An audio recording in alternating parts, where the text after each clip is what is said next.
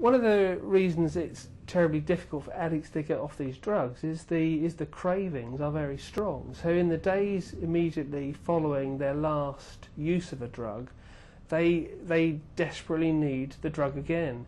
Now that's often what takes them back to starting to use again. One of the benefits of NET, at least as it's been claimed, is that it allows addicts to cope with those feelings of cravings. It actually reduces their force upon the addict.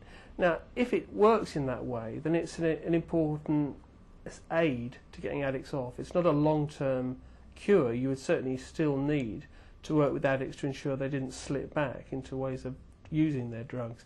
But, you know, those first few steps in the recovery are really crucial, and they're ones that really challenge the addict. So if it helps in that regard, it could be helpful, it could be useful.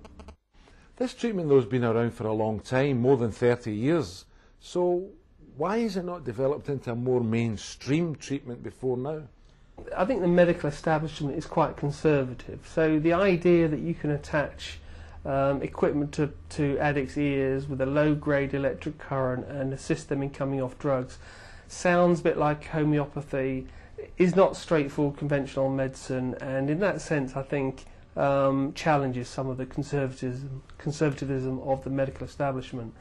But I think it's also the case that, you know, over the last 15 or so years, much of our drug abuse treatment has really been about maintaining addicts in a kind of stable pattern of use, largely because we were most worried about HIV, so that rather overtook the whole issue about how you get addicts off the drugs. So we lost sight really of treatments which are about recovery from drug addiction, and we focus much more about maintaining stability.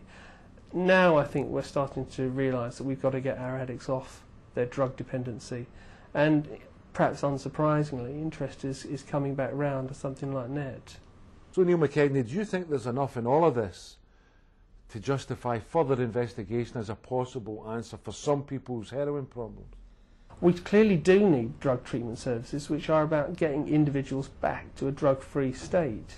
So our needs are clear. The question is this an effective answer to those needs? And I think we need to do the work to find that out. But you're absolutely right. There isn't ever going to be one treatment which is suitable for all addicts. Methadone certainly wasn't. We gave it out rather indiscriminately. We do need to find out if this works. And you know, even if it works, we still need to find out who it works for, because it could be effective for some addicts and not others. So there are pretty fundamental questions that we need to get answers to about how useful this is, who it's useful for, and then make judgments about how more widely available it should be.